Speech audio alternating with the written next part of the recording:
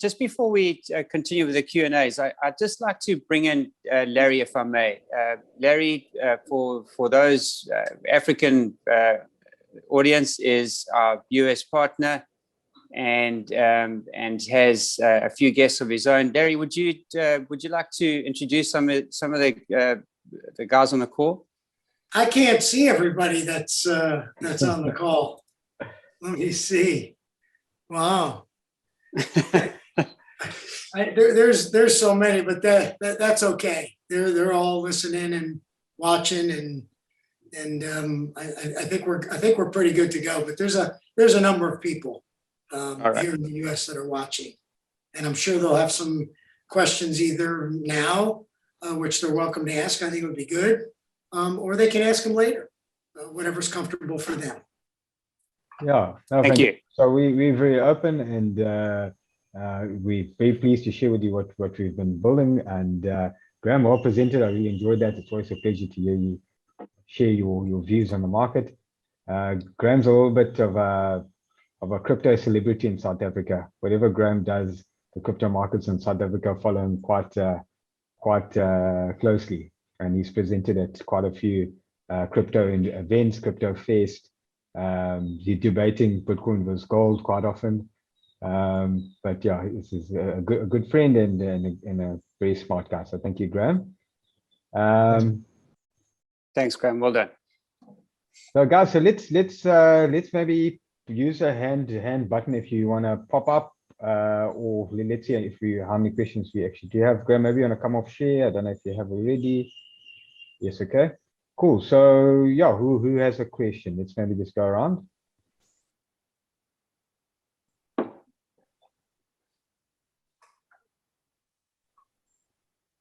So there were some questions in the chat. Yeah, let's just look at those ones. Yeah.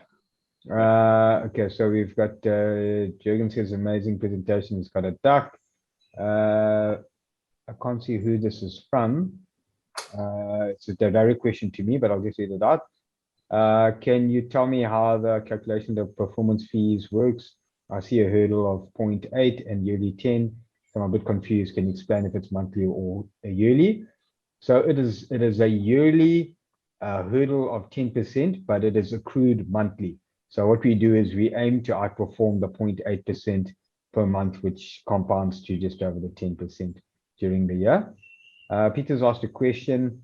With the cyber attacks becoming the norm nowadays, how is the fund and investors protected?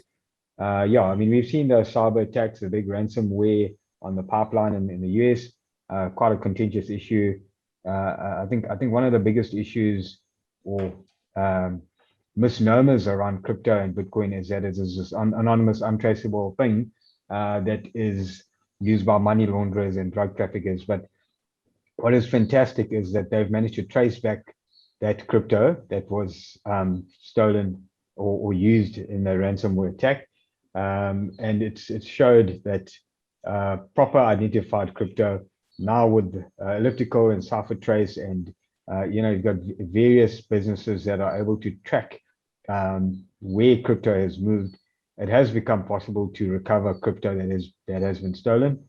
It is still highly risky. It is an ultimate bearer instrument. It's like you driving a big, we call it in South Africa, cash in transit heist, where you're driving these big trucks full of cash, and really, if somebody does get access to your bearer instrument, they've run off with your cash. But with crypto, there's a trail of breadcrumbs that is left behind, and it's becoming more and more identifiable to see which way where those cryptos have actually moved to. Also, obviously, we've got the insurances in place for operational risk, and we deal with exchanges who have got the right insurances in place as well. From Nathaniel Poole, when did the Student Investment Capital officially launch? What is the size of the fund? What is the year-to-date performance been? So, okay, so Student Investment Capital is not a fund. It's the licensed investment manager. Just to clarify what each party does, and this particular product being the Spectrum Great Reset Strategy, which is this crypto-centric high-risk portfolio. And this portfolio We have seeded it with $3 million of shareholder money and staff money. We are now opening up to friends and family till the end of the month. And then by then we will then have a soft launch and start attracting some institutional investors thereafter. So right now the Spectrum Fund has about $3 million in it, which is purely staff and shareholder money. And we aim to grow this. We see this thing being a fund that could grow into hundreds of millions of dollars on the Spectrum side. On the Rand arbitrage and the dollar arbitrage side, we don't look at the size of the fund in terms of the AUM, but we look at it in terms of volume traded. And across the two at this point, we are currently trading in excess of $100 million per month across various exchanges around the world. So the performance in the Spectrum high risk strategy is, as Graham showed us there, it had done almost a 10x return and has now given back a little bit. Graham, maybe you can just give me a bit of color on where you are as of today. You do have to look at this in the moment to give you the exact answer. On the Rand arbitrage and the dollar arbitrage, the Rand arbitrage, which is available only to the South Africans on the call, and most of you are actually very aware of it and have probably invested with us already. That Rand arbitrage has delivered performance of 7% per week compounding. And that's because of the Rand opportunity in South Africa and our ability to dominate as one of the largest players in the market. And then on the US strategy, the dollar arbitrage strategy, we've achieved 2.35% on average. And that is per month. Per month on average. And that is trading on geographies other than South Africa. Which is why there's a bit of a disparity. There's quite a big opportunity in South Africa, which allows there to be a very high return, but also caps the amount of trading you can do in South Africa. Which is why we then looked offshore and have built the dollar and the Spectrum product. Bilal, can I, just for the US investors, a couple things. The US return on the arbitrage fund, the number you gave, that is all net of all fees and expenses? That's correct. That's correct? Yes. And then secondly, are you able to just explain a little bit about how the simultaneous purchase is done and then the sale is made such that when the transaction is completed in those milliseconds, we're sitting in cash as opposed to any kind of crypto, and how that is actually happening? Because I know there's going to be plenty of people who still, it's a great thing to say, but how are we doing that? So if you could explain that to them. Perfect. No, thanks, Larry.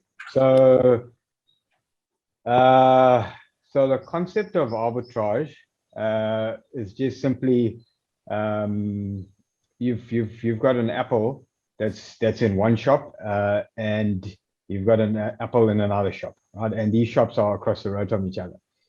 The shop one is selling apples for $1, and the shop across the road is selling apples for $1.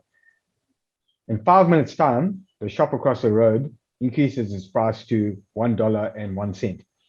Now, what you've got to do is you run to shop one, buy your apple, run across the road, and sell it to shop two at $1.01 and pocket the 1 cent gain. So that's really what you're doing. We're looking for arbitrage opportunities for the same asset, which is priced slightly differently in two places.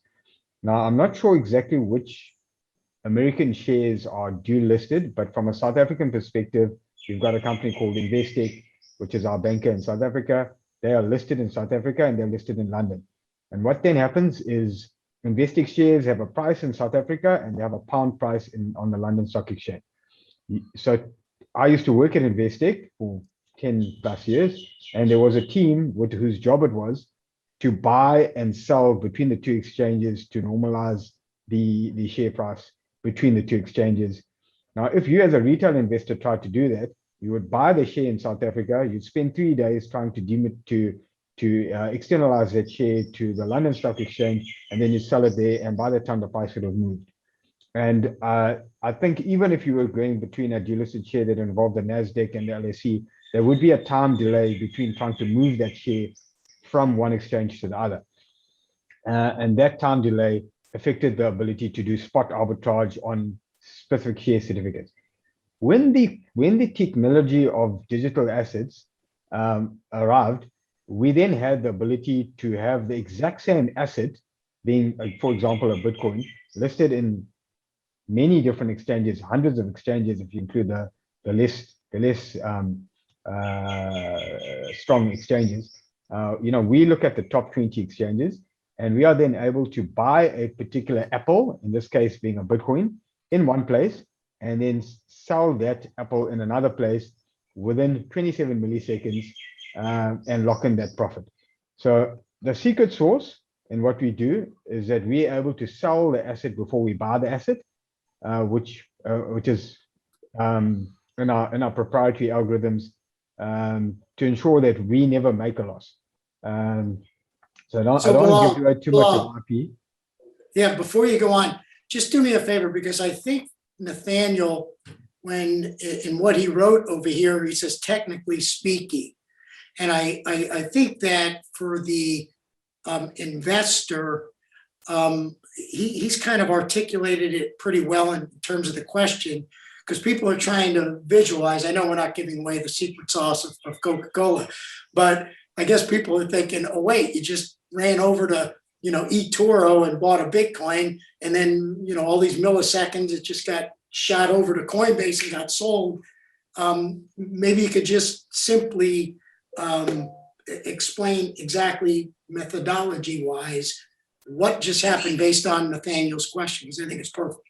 Great question. So Nathaniel, eToro is a great example because a lot of people don't understand that eToro is actually using CFDs. So eToro is not actually crypto. So you can't buy Bitcoin on eToro and move it out, because it's actually just a contract for different contract. So what our job firstly is to understand which exchanges are robust enough and have the right controls and give us an API connection, and they do a DD on us and we do DD on them. And those are the major crypto exchanges. Your Krakens, Bitstamp, Coinbase, your major large exchanges. And they actually have to have a physically settled Bitcoin, not a contract Bitcoin, not an IG markets Bitcoin. Although we do trade those as well for hedging purposes. Now what happens is, if you buy a Bitcoin on Bitstamp, it would take you between 5 minutes to an hour to rebalance that Bitcoin between Bitstamp to Kraken. Right? So what we do is we as a business provide the float, which sits in multiple different places, and we load up all these potential routes. So what then happens is, when you're looking at that Apple and you have to cross the road, we actually provided the Apple. We put the Apple in shop 2, and when the price shot up to $1.01, we sold that Apple. We took the 1 cent profit, and we immediately bought the Apple on the other side. And then that 5 minutes to rebalance the Apple back to where it needs to be, that is just a rebalancing time that our software does to redistribute the assets to where they need to be based on our investment intel of where we want our particular Apples to be. So I mean, our secret sauce really is that we are able to sell the asset before we buy the asset, and that's how we know we never make a loss. So he's saying it's like trading options. No. It's not like trading options. It's like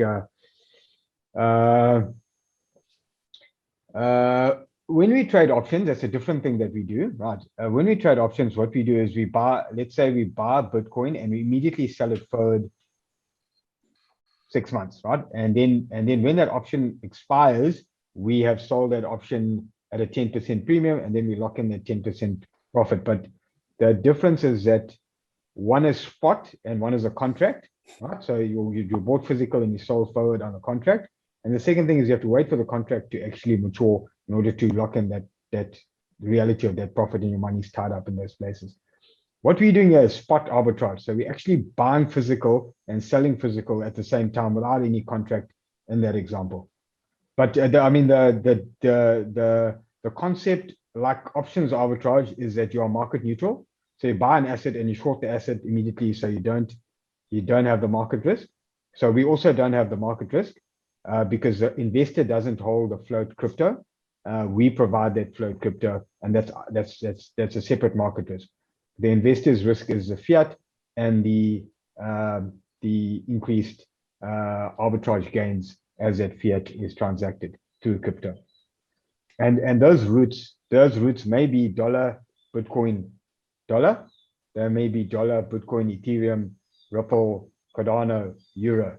You have a single level arb, and you have a multi-level arb, and then you have a crypto deep level arb, which are all the different permutations that are available based on the cryptos that are in our universe and the exchanges in our universe. Cool. Thanks, Nathaniel. Bilal, can you go into the spectrum now for a minute? Part of the methodology, aside from everything we saw, part of the methodology which gives alpha and downtimes and also some breaks, so kind of the gas and the brakes, is the arbitrage strategy, which takes I think it's like maybe 10% of the time it's used in the Spectrum Fund. But with your experience since the October, a couple things in running the Spectrum. Number one, we showed a performance of 100, and it's a little excess of $1 million. After you drop it all down, just roughly, are we sitting in the 900 range after May or into June, as opposed to $1.1 million? Is it more in that range? And then number two, looking at all of the indicators that goes into the software, letting you know when to go in, when to go out, what coins. How accurate has that been as a percentage, if you can? In other words, hey, 50%, 60%, 70%. So if you could just answer those two questions, that could be interesting. Cool. Great questions, Larry. So let me take the second question. And Graham, you can just tell us where we are. I think you have someone else earlier on as well. Just where's our portfolio value versus $1 million as of today. So Larry, just to talk about indicators, I don't have an exact statistic of how often the indicators were correct, but I can tell you, gut feel, it feels like almost 90% of the time our indicators were directionally correct. So we knew whether we were going up or down based on the factors that we had seen. What we maybe were not as accurate on is the extent of the move. So for example, if you looked at this last Elon Musk tweet before and this is why we're starting to wonder whether Elon Musk is looking at similar indicators to us somehow, because what he's doing is he's actually before he says something, our indicators indicate that this is getting a bit full now, a bearish trend is forming, and then it's almost as if he times that comment when the market would have corrected anyway, and is taking credit for those moves. But so on that big Elon Musk tweet, there was a time when Graham proposed to the team. It was a Sunday morning emergency discussion. Let's get 60% of our portfolio into cash, and then I think it was a Sunday night or Monday morning that Elon did tweet, and obviously that indicator was one of those times we got it right. The price targets we had set were not aggressive enough, so we then started buying back into our crypto positions. To give you Bitcoin as a barometer, we are buying back in the 40s, high 30s, and then Bitcoin went all the way through 35. So it's not as if we have pinpoint precision and can pick every single top and bottom of the market, but really what we're trying to do here is we're trying to know when the overall sentiment of the market is either bullish or bearish, and to at least miss some of that bearish downside and catch the upside. So that's I don't know if that gives us enough. How does that sound, Larry, in terms of the indicators? I think it's, listen, it is what it is because today, the entire crypto marketplace, the volatility and what can cause volatility today could be anything by anybody at any time. And, so much of the marketplace can be moved by big positions or big people having a loud voice or a loud play. But anyway, I know I don't want to keep asking questions because I see Mike and there may be other people. But Mike, I see he's typed some questions in there. So yeah, let me just complete the second part of your question, and Graham, I'll hand over to Graham now. But Larry, just one more thing. We talk about volatility. This is one of the most highly volatile assets we've ever seen. Right? We all know that, right? We are trading an asset that's highly volatile because the risk-adjusted return still is better than other things that have. I mean, maybe if you bought corn, they're calling corn Bitcoin, or you bought rhodium in South Africa or lumber, you've done well as well because of the inflation. But just looking at generally traditional asset classes, this asset class, even with the volatility, has outperformed. We're in it for the volatility. We are highly aware that a 20% move in Bitcoin is like a 0.5% move on gold in terms of how these things move. And then just comparing Bitcoin to gold or any crypto to an established asset, most of these assets are in a price discovery phase, right? So what's happening is these discussions, or actually all these assets are in a price discovery phase. So what that means is there is the speculation around whether or not something is going to be adopted or not. And the size of it is only now getting big enough for your larger asset managers to make an allocation. So Bitcoin prior to this was too small to be included in many of these asset managers' investable universe. Now, sorry, my toast is going out. So as we look at where we are now, we are at the peak steepness of adoption, because we are not yet able to do all your payments through crypto. You're still using SWIFT. The world is still arguing about whether a global cryptocurrency is the right currency for Starlink and on global commerce. So the way I see it is adoption will be fully priced when two things happen. The first thing is any asset manager who wants to buy a crypto, his compliance officer is going to allow him to buy that particular crypto because they understand it. His regulation is going to include that crypto, and his custodian is going to allow him to press a button and earn that crypto. That's when accessibility has become full, and therefore demand can be met with supply, because at this point demand is being held back by regulation. And then the second thing is, if you look at the functional uses of various cryptos, when the day comes that you're actually not using SWIFT anymore, and commodities are on the blockchain, traded on Coinbase instead of the CME, and shares are traded on Kraken instead of being traded on the Nasdaq, then you've reached a point of adoption and full pricing of this technology. So we think, although the price has run quite a bit historically, I think every time we looked at that chart when it's run a bit, everyone says, "Oh, we missed it." Right? But realistically, this is the most probable, the chance of success of this technology has ever been, and we are all in full agreement that the technology potential hasn't yet been realized. So until such time as the full potential is realized, I think there's quite a bit of room still to run in this space. Graham, I've talked a lot. Maybe just jump into the valuation there.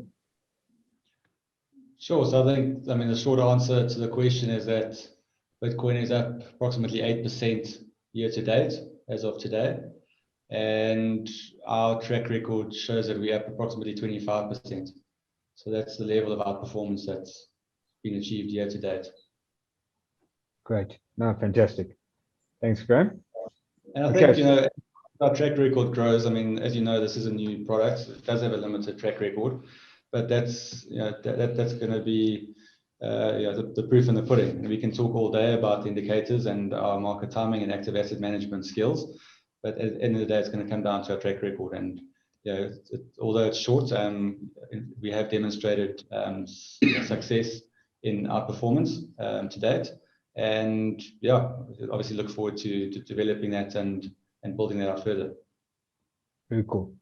No, I mean, it's an exciting time. We have somehow managed to be at the right place, right time. And what we love about this is actually that the market has corrected. Because if we were launching the Spectrum product into a bullish market with investors who are only used to seeing crypto go up, it's a very dangerous place to be, because these volatile corrections do happen. So with this correction, you as an investor and our existing potential investor base do understand that this is a highly volatile asset, and there's a clear road to see how this can go lower and how this can go higher. And we're placing a higher probability on this going higher from where it is now. So just to jump to some of the questions in the chat here, from Mike Saxby: who would hold the fund private keys if on partner exchanges? Is insurance in place for worst case Mt. Gox type scenario? Yeah, so Mt. Gox was a horrible scenario, and that was it wasn't a failing of blockchain or crypto. It was a failing of controls at a digital asset exchange, which allowed a fraud to prevail, and a lot of people lost a lot of money. It's a very, very sad situation. We're actually very concerned when that happened. Since then, what we do is we try to avoid the Mt. Gox type exchanges going forward by staying off small exchanges. We only deal with exchanges that have got sufficient scale, sufficient compliance and controls. We do a DD on the exchanges, and they do a DD on due diligence on us before they give us the API keys to be able to trade directly on them. Most of the exchanges that we trade on do have insurances in place. The quantums of those insurances are different. But I mean, you are exposed, and to be honest, even where they do say they have an insurance in place, I mean, one of the biggest custodians to deal with is a company called BitGo, which is the Gemini guys, and they will insure you up to $300 million for your crypto. But Richard and I were just on a call earlier. We were discussing, and we've seen these kind of disclaimers that they put in front when you are signing up these accounts. It almost negates the insurance that they would have behind it. So I would honestly tell you that this is a very high risk investment. There are insurances in place. When the day comes that we try to claim on those insurances, we are yet to see whether these parties are going to pay, and we're yet to see whether the legal stand up and whether the disclaimer was bigger than the insurance, and if there's a way that these guys get out of their insurance obligations. So it's a very good question, and it's a real risk, and I honestly can't tell you that you should rely on any insurance. Although we as a DD factor do ask that question and get an affirmative answer before trading with that party. Mark, does that help you? I think, like, insurance wise, I mean, one thing is obviously the integrity of the insurer, but for me it says something if a large insurer is actually willing to put their name next to an exchange. That means that the insurer at least has done some due diligence into the mechanics and processes of the actual exchange, and is willing to then offer them protection. If you're an insurer, you're not going to offer insurance on a party that's not sound and hasn't got good processes. So that in itself is just a way to weed out the good exchanges from the bad exchanges, broadly speaking. Exactly. No, thanks, Graham. And just to jump across to the next question from Paul, will the fund be able to benefit to the short side being in cash while in a bear market is safe, but are you expecting to yield similar returns? So we don't take naked short positions. We have the ability to in our fund particulars of the existing Mauritian structure, but we don't take naked short positions. We haven't yet, but we may use a hedge to hedge an existing position if we're not able to liquidate that position. So we don't actively take shorts. Second part of the question, yes, it is safe to be in cash. It's also not safe to be in cash if the market does rally and you know, you miss the appreciation. So you have to be very nimble when you're in cash and ready to deploy back in. Are we yielding, expecting to yield similar returns? So the last year was this 10x return, which was supported by 6x growth in Bitcoin. So there was a big bull increase. Where do we go to from here is we are looking at that institutional adoption, the utility adoption, and the real price discovery phase being completed. And we think after this next cycle, so after the next 4 to 6 years, the price of Bitcoin will have been discovered. Those who were ever going to buy Bitcoin are going to buy Bitcoin. Those who don't like this asset class are not going to be involved. The technology is going to be there, and the game is going to be, you know, more regulated and official. After that time, we don't see any reason why there will be another hyperbolic increase in the price of the existing crypto assets that you have today, unless it's a new crypto asset that comes out to disrupt the market at a later stage. But for the assets that you can currently see, once the price discovery phase is over, then you start looking at an asset that performs more like gold. When the interest rates go up, that asset will make a small move or to market factors. So in the short term, we're now sitting in a consolidation period. We don't know when we're going to break out of that. In that consolidation period, we've been trading in the 30s to just under 40s, but we've been actively trading that.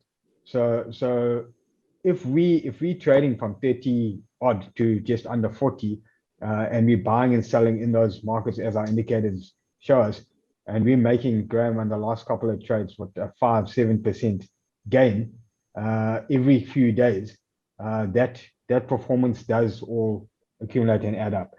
So in short, we expect our long-term results to outperform the results we've done in the last year as we approach the halvening cycle and full adoption and the end of price discovery.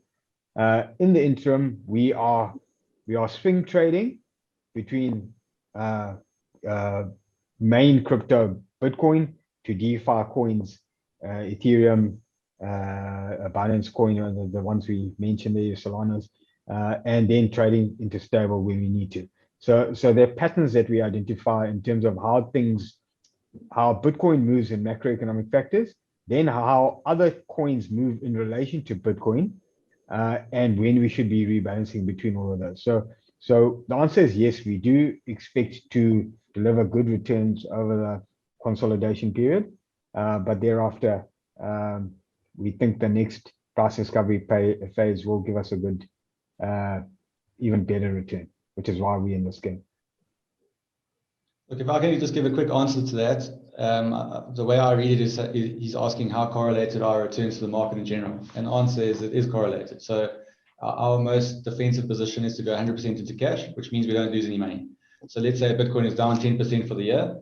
Our best case return is 0. That's if we set in 100% cash for that year. Look, unless we trade it in between that period. But all things being equal, we're not expecting to make profitable returns in a bear market. Because we're not looking to take net short positions. Obviously, what we are achieving, or trying to achieve over the longer term, is our performance of what you would expect if you were to hold Bitcoin or Ethereum or a basket of cryptos over a period of time. Perfect. No, exactly. One more question, guys.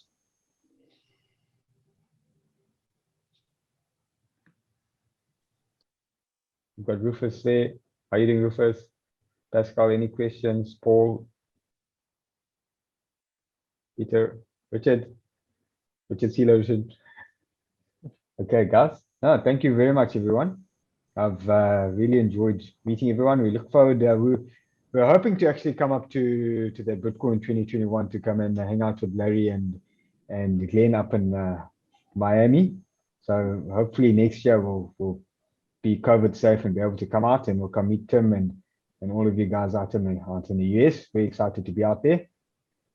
I can tell you that when you do arrive next year, which I think we should all plan for, there will have a decent period of time under our belts with the ARB Fund and Spectrum funds. And in fact, Larry will send through his emerald green limousine to pick you up at the airport. And I'll let Larry share that story with you one day over a beer. Yes. My emerald green limo. Yes. It was a big hit in my driveway. But everybody, again, just a warm welcome, a warm thank you to making the effort to join us today. Graham and Bilal, thank you. Richard, thank you. Larry, thank you. And in terms of the team, and I look forward to dealing with you all in the months to come. Thank you.